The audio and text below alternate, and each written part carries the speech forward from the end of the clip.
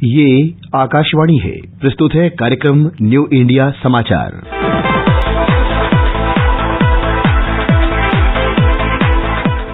नमस्कार, आकाशवाणी के समाचार सेवा प्रभाग की प्रस्तुति न्यू इंडिया समाचार में आपका स्वागत है।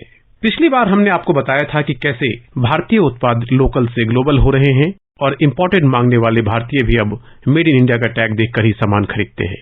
सोच में बदलाव नए भारत की नई गाथा लिख रहा है। इसी बदलाव को हम इंफ्रास्ट्रक्चर की विकास यात्रा में भी देख रहे हैं, जो हमारे 1 से 15 नवंबर के अंक की आवरण कथा है।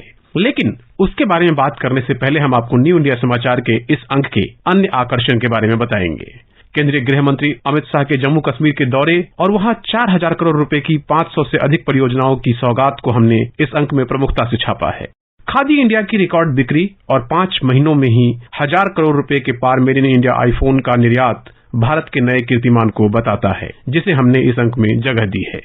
एक सामान्य गरीब परिवार में जन्म लेकर अभावों के बीच रहकर किसी का भगवान हो जाना कोई सामान्य बात नहीं है, लेकिन मात्र 25 वर्ष के जीवन काल में तमाम अभाव, मानसिक और शारीरिक यातनाओं के बीच अपने बचपन से लेकर भगवान बनने तक की इस यात्रा को बिरसा मुंडा ने पूरा किया। 19वीं सदी के उत्तरार्ध में उन्होंने आदिवासी समाज की दशा और दिशा बदलकर नए सामाजिक युग का सूत्रपात किया, तो साथ ही शौर्य की नई गाथा भी लिखी। आदिवासियों ने भी उन्हें केवल नायक नहीं बल्कि धरती आबा यानी धरती के पिता के साथ भगवान का दर्जा भी दिया। प्रधानमंत्री नरेंद्र मोदी ने पिछले वर्ष 15 नवंबर को बिरसा मुंडा की शौर्य गाथा का स्मरण कर उनकी याद में पहले जनजातीय संग्रहालय का उद्घाटन किया। साथ ही इसी दिन से पहली बार देश में बिरसा मुंडा की जयंती को जनजातीय गौरव दिवस के रूप में मनाने की शुरुआत की गई। इस अंक में बिरसा मुंडा को व्यक्तित्व की कड़ी में रखते हुए राष्ट्र की ओर से नमन किया गया है। शासन के निर्वाचित मुखिया के तौर पर 7 अक्टूबर को 21 वर्ष पूरे करने वाले प्रधानमंत्री नरेंद्र मोदी की यह यात्रा इसी दिन 2001 में गुजरात से शुरू हुई थी। तब मुख्यमंत्री के रूप में उनके सामने भूकंप से कराह रहे राज्य में पुनर्वास की चुनौती थी। पेयजल और सिंचाई के लिए पानी, सूखा, बिजली जैसी तमाम समस्याएं सामने थी। तब उन्होंने न सिर्फ उन चुनौतियों का डटकर सामना किया, बल्कि मुख्यमंत्री के रूप में अपने करीब 13 वर्ष के कार्यकाल में गुजरात के विकास को एक मॉडल के रूप में उभार कर सामने ले आए। प्रधानमंत्री बनने के बाद अपने इसी विजन के साथ देश को आगे बढ़ाने का काम किया, तो साथ ही अपने गृह राज्य गुजरात को भी उन्होंने हर दौरे पर विकास परियोजनाओं की सौगातें दी। अक्टूबर महीने में ऐसी ही हजारों करोड़ की परियोजनाओं को उन्होंने गुजरात की जनता को समर्पित किया, जिसमें मेहसाणा का मोढेरा गांव देश का ऐसा पहला गांव घोषित किया जो 24 घंटे सौर ऊर्जा का उपयोग करता है। यहाँ प्राचीन सूर्य मंदिर भी है। इसी तरह हिमाचल प्रदेश में चुनावों की घोषणा से पूर्व राष्ट्र को समर्पित की गई योजनाओं को भी हमने इस अंक में जगह दी है। इनमें बिलासपुर में एम्स का उद्घाटन हो या फिर ऊना में हरेली में बल्क ड्रग पार्क की आधारशिला, वंदे भारत ट्रेन की सौगात, प्रधानमंत्री नरेंद्र मोदी आजादी के अमृत काल में राष्ट्र से किए गए वादों को तेजी से पूरा करने में जुटे हुए हैं। 1 रैंक 1 पेंशन के 7 साल पूरे होने के अवसर पर राष्ट्र नायकों को मिला हक सम्मान शीर्षक से विशेष सामग्री भी न्यू इंडिया समाचार के इस अंक का हिस्सा बनी है।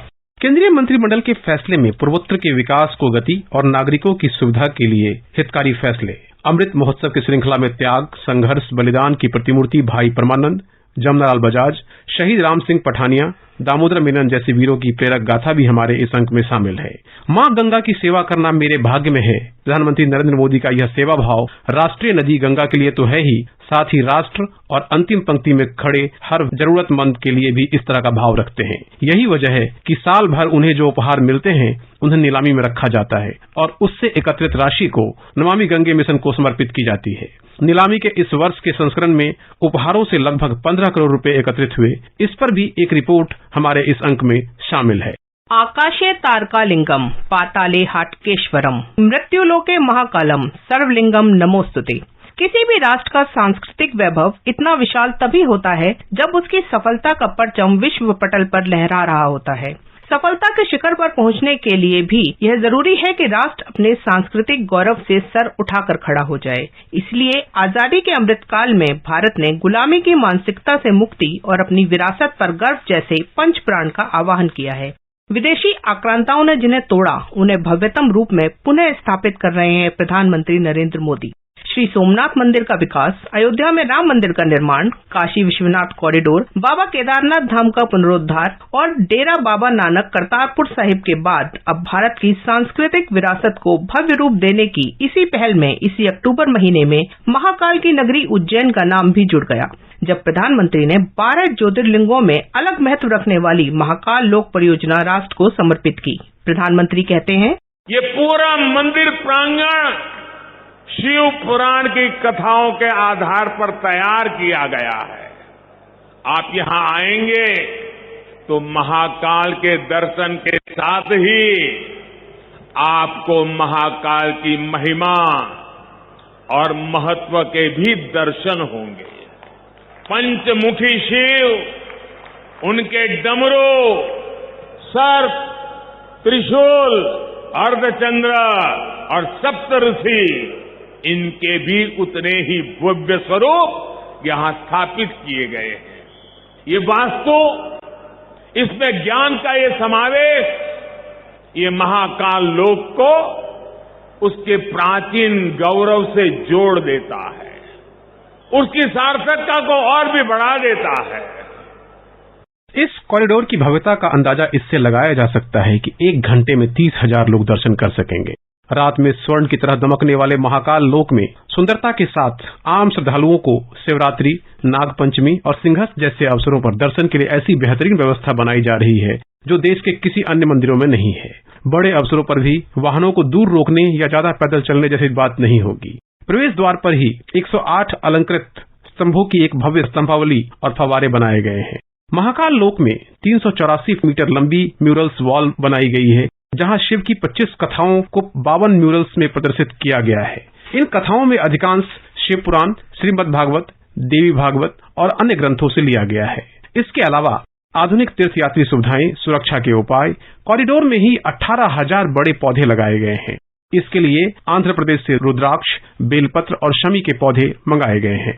तकनीक का सही प्रयोग पूरी मानवता के लिए कितना क्रांतिकारी है, इसका उदाहरण भारत ने डिजिटल इंडिया अभियान के तौर पर पूरे विश्व के सामने रखा है। डिजिटल इंडिया भारत में ईज ऑफ लिविंग का सबसे बड़ा आधार बना है, तो केंद्र सरकार लगातार नई सेवाओं को इसमें जोड़कर आम आदमी को और सशक्त बना रही है। रुपे कार्ड से यूपीआई तक वित्तीय सेवाएं डिजिटल हुई हैं, तो 16 अक्टूबर को देश के 75 जिलों में 75 डिजिटल बैंकिंग यूनिट की शुरुआत कर प्रधानमंत्री नरेंद्र मोदी ने आम आदमी के जीवन को आसान बनाने की दिशा में ऐतिहासिक कदम बढ़ाया है। आजादी के अमृत काल में गो डिजिटल अभियान के साथ देश के हर व्यक्ति को तकनीक के साथ डिजिटल बैंकिंग सुविधाएं देने के लिए साकार हुई है डिजिटल बैंकिंग यूनिट। इसमें बैंकिंग के सभी कार्य पूरी तरह से डिजिटल माध्यम से कागज रहित, सुगम और सुरक्षित तरीके से करने की सुविधा दी जाएगी। इसे भी इस अंक में विस्तार से बताया गया है। भारत का किसान आत्मनिर्भर हो और खेती आधुनिक हो, इस लक्ष्य के साथ किसान हित में कदम उठाए गए हैं। हाल ही में पीएम किसान सम्मान निधि के 12वीं किस्त जारी की गई। साथ ही 600 किसान समृद्धि केंद्र और भारत नामक ब्रांड से उर्वरक की शुरुआत की गई है। इस अंक में एक राष्ट्र एक उर्वरक का ब्रांड और किसान सम्मान निधि की 12वीं किस्त भी प्रमुखता से प्रकाशित की गई है। इस पाक्षिक पत्रिका की हर प्रति newindiasamaachar.pib.gov.in पर उपलब्ध है। देश की 13 भाषाओं में उपलब्ध डिजिटल और प्रिंट में यह पत्रिका देश ही नहीं विदेशों में भी अपनी अलग पहचान बना चुकी है। इसका ट्विटर हैंडल NISPIB इंडिया है, जो वेरीफाइड है। इसके अलावा आप हमें response-nis@pib.gov.in पर ईमेल के जरिए अपना सुझाव भी भेज सकते हैं। अगले अंक में बात करेंगे परिवहन दिवस के संदर्भ में हाई स्पीड कनेक्टिविटी की। तब तक के लिए धन्यवाद।